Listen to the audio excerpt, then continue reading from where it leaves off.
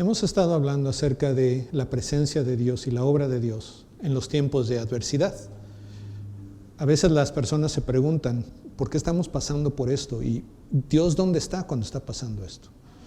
Parecería como que no está. Y aún aquellos que piensan que sí está, se preguntan, ¿por qué no está haciendo lo que pienso yo que debería estar haciendo? Y lo que hemos visto a través de esta serie de mensajes es que Dios no solamente está presente con nosotros durante este tiempo de adversidad, sino que además continúa desarrollando, trabajando en su plan de redención para los seres humanos. Todo esto que está pasando, Dios lo usa para despertarnos a la realidad de quién es Él y su deseo por nosotros. Y uno de los aspectos que vemos en este tiempo de adversidad es la generosidad. Parecería raro, porque precisamente ahora que lo que está sucediendo por esta pandemia es escasez de recursos, son limitaciones. Pensaría uno que la tendencia de las personas sería a fijarse solamente en ellos, en sus necesidades o de su familia, y guardar tanto como pudieran para ellos mismos, sobre todo porque no sabemos cuánto va a durar y no sabemos qué va a pasar después. Pero lo que vemos una y otra vez es que la gente está pensando en cómo ayudar a aquellos que están siendo afectados más fuerte por esta situación. Se organizan para repartir despensas, para que haya suficientes medicamentos, para que haya atención. Y la gente da de sí en situaciones como esta. Aquí en México lo hemos visto también en inundaciones, huracanes, en terremotos. Cómo la gente busca ayudar a otros. Y la realidad es que una característica del ser humano es que somos generosos. Pero algo que me gustaría que nosotros consideráramos es que la generosidad es un impulso en el ser humano que viene del remanente de la imagen de Dios en nosotros. Recordamos que cuando Dios crea a Adán y Eva, el primer hombre, la primera mujer, dice la Escritura que los crea a su imagen y semejanza. Nosotros, lo que vemos en nosotros es un reflejo de lo que es Dios. Obviamente es un reflejo muy, muy imperfecto. Mucho más al vivir en un mundo caído y el ser pecadores. Pero quedan todavía esos remanentes, esa imagen, esa huella de Dios en nosotros. Y la generosidad es parte de esa imagen. Una de las cosas que debemos entender es que Dios es generoso.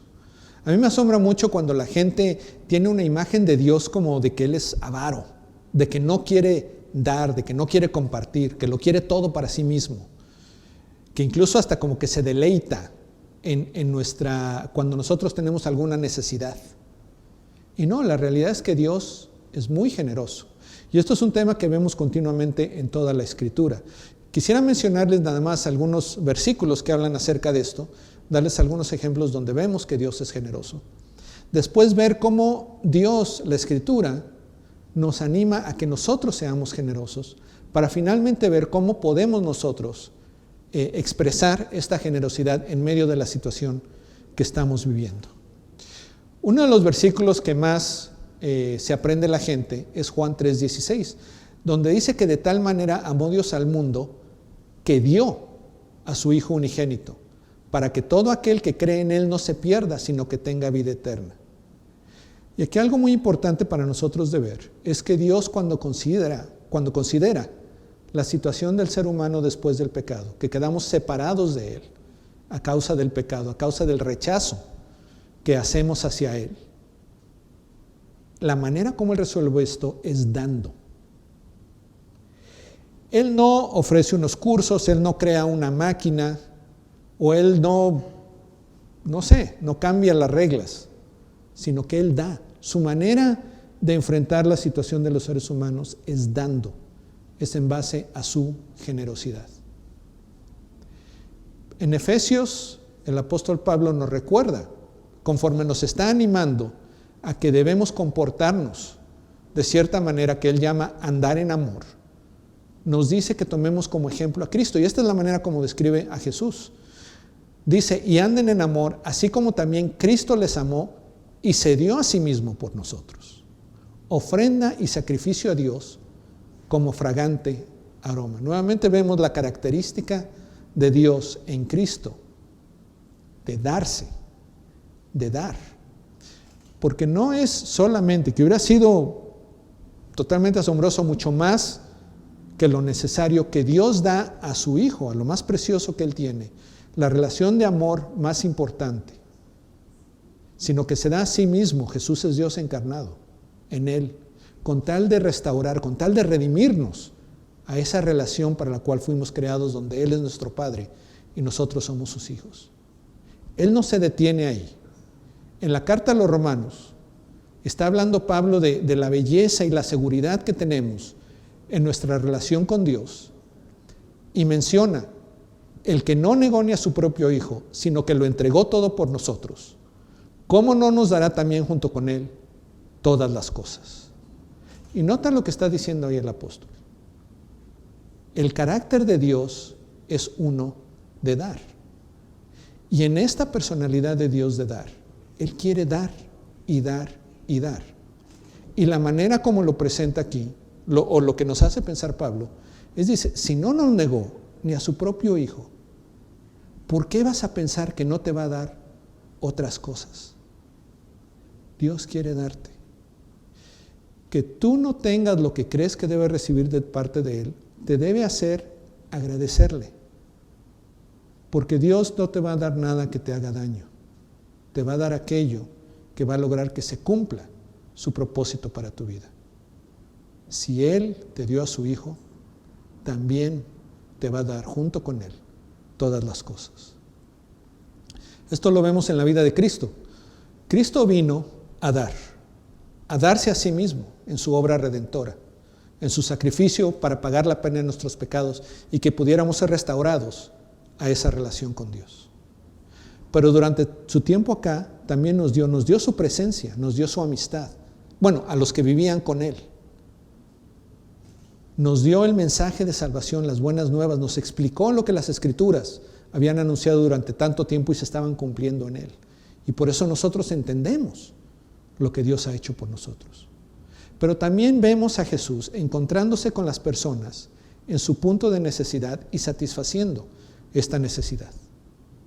Los milagros de Jesús, aunque eran señales de quién era Él, era para confirmar quién era Él. También son una respuesta de compasión, de amor a aquellas personas con las que Él se encontraba. Por eso, cuando ve a un grupo de pescadores que han estado toda la noche tratando de pescar y no han atrapado nada, y esa mañana están preguntándose qué van a hacer ese día, cómo van a mantener a sus familias, qué van a hacer. Él les dice, echen las redes al otro lado, y sacan una gran cantidad de peces. Jesús resuelve su situación. Cuando unos amigos le traen a su amigo paralítico, y ellos están pensando, están buscando, ¿cómo podemos nosotros mejorar la calidad de vida de nuestro amigo? Bueno, hemos escuchado a Jesús, quizá Jesús haga algo por él. Y Jesús, lo primero que hace es perdonarle sus pecados. Él se da cuenta de su necesidad más profunda, que es espiritual, pero también le restaura la capacidad de caminar. Sana a este paralítico. Cuando hay una gran tormenta y está con sus discípulos en la barca y los discípulos se preocupan y le dicen, es que vamos a morir. Jesús calma la tormenta, le restaura su paz y los lleva a confiar en Él. Y tenemos esa escena de el día de campo más maravilloso de toda la historia. Cuando las multitudes habían estado escuchando a Jesús, su mensaje, tenían hambre. Y aun si fueran a los pueblos cercanos, no iba a haber suficiente comida para todos ellos. Jesús toma 5 piezas de pan, toma 2 pescados, y con eso alimenta a todos. Jesús encuentra a las personas en su punto de necesidad y satisface no solamente la necesidad que sienten, sino la más profunda, su necesidad de verlo a Él como quien Él es. Entonces vemos primeramente que Dios, Jesús, el Espíritu Santo, es generoso y da. Y algo muy importante de esto es que la generosidad confiere valor. ¿A qué me refiero con esto? Piensa en lo siguiente. Piensa en una de esas personas que piden limosna en la calle. Probablemente no tienen dónde vivir. Si tienen familia, quizás hace mucho que no tienen contacto con ellos. No tienen un trabajo, no tienen alguien que los espere al comenzar el día. No tienen alguien que los extrañe cuando no están. No generan nada de lo que se considera de valor acá. Y cada día no saben qué es lo que va a pasar con ellos. Y están solos.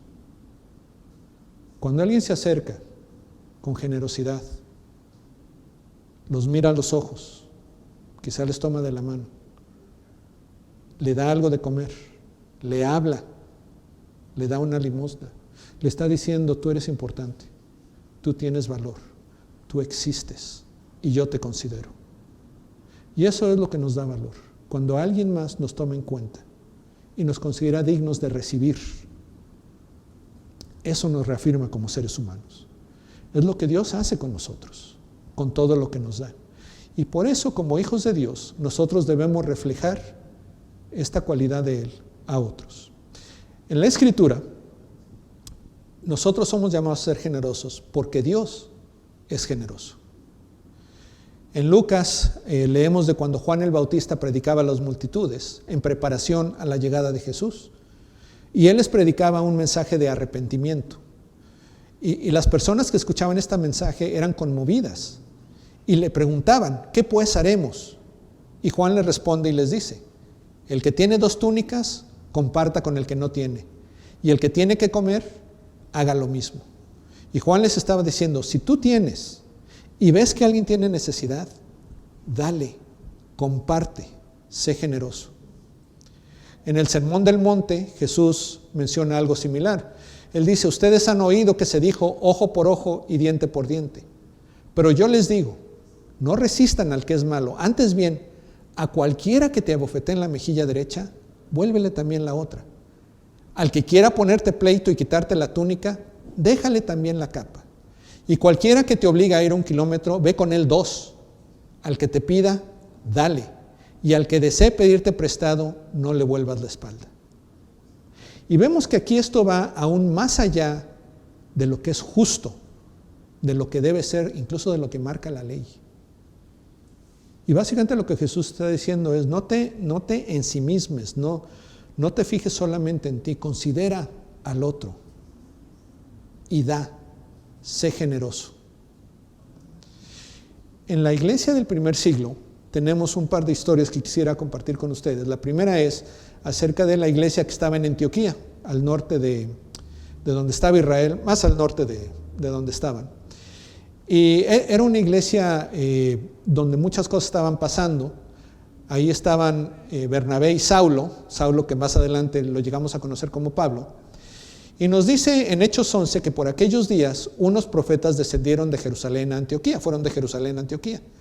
Y levantándose uno de ellos, llamado Agabo, daba a entender por el Espíritu Santo que ciertamente habría una gran hambre en toda la tierra. Y esto ocurrió durante el reinado del emperador Claudio. Los discípulos, los cristianos de Antioquía, conforme a lo que cada uno tenía, determinaron enviar una ayuda a los hermanos que habitaban en Judea. Y así lo hicieron, mandándola a los ancianos por mano de Bernabé y de Saulo. Y noten aquí lo que está pasando. Los cristianos de Antioquía están ahí, están contentos con lo que está pasando, están disfrutando lo que está pasando ahí. Cuando un profeta les dice: ¿saben qué? Agárrense, porque va a haber una gran hambre en toda la región. Y la respuesta de los cristianos de Antioquía a este anuncio es: pero ahí están los de Jerusalén, los de Judá. Ellos sabemos que tienen mucha necesidad. Y si viene esta hambre en toda la región, ellos van a sufrir. Entonces, ¿qué podemos hacer nosotros? Y dice que cada uno conforme a lo que tenía, o sea, sí evalúan su situación, pero deciden dar una ayuda y la envían a la iglesia en Jerusalén por medio de Bernabé y de Saulo. En otra parte, en los 3 primeros capítulos de Hechos, está hablando de cómo comienza precisamente la iglesia en Jerusalén. Esto es antes de que existiera la iglesia en Antioquía. Y cómo las personas se iban sumando cada vez más y más al grupo de creyentes en Jesús, ahí en Jerusalén, y cómo se reunían. Y al final del capítulo 4 nos hace una descripción de cómo era esta iglesia, como un resumen de lo que ha venido hablando. Y dice: la congregación de los que creyeron era de un corazón y un alma. Ninguno decía ser suyo lo que poseía, sino que todas las cosas eran de propiedad común. Con gran poder los apóstoles daban testimonio de la resurrección del Señor Jesús, y había abundante gracia sobre todos ellos. Y aquí noten lo que está diciendo. Ninguno decía ser suyo lo que poseía, sino que todas las cosas eran de propiedad común. O sea, la gente no estaba aferrada a sus pertenencias, no estaba preocupada por qué iba a pasar con sus cosas, sino decía, yo lo comparto con esta mi nueva familia, con estos hermanos y hermanas en Cristo.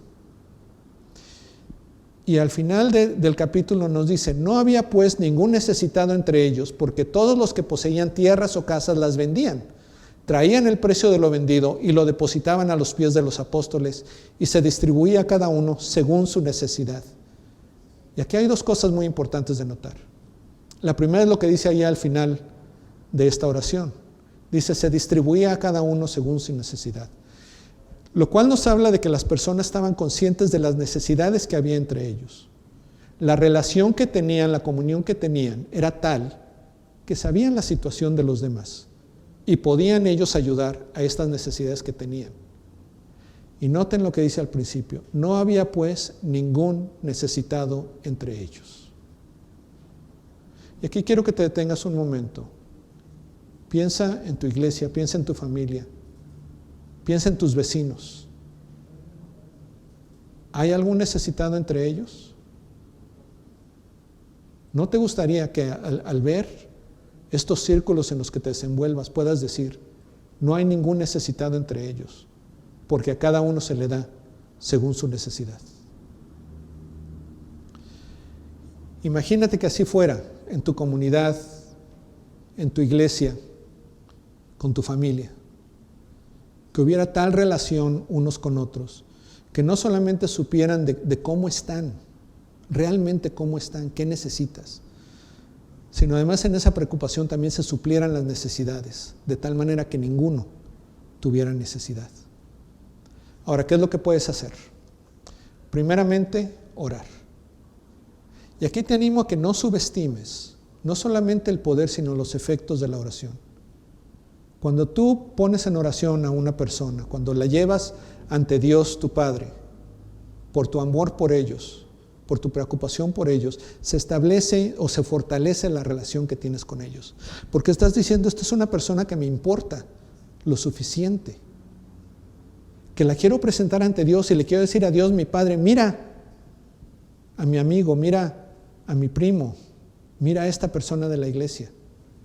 Tienen esta necesidad y Padre, a mí me encantaría que esa necesidad no la tuvieran ya más, que fuera suplida.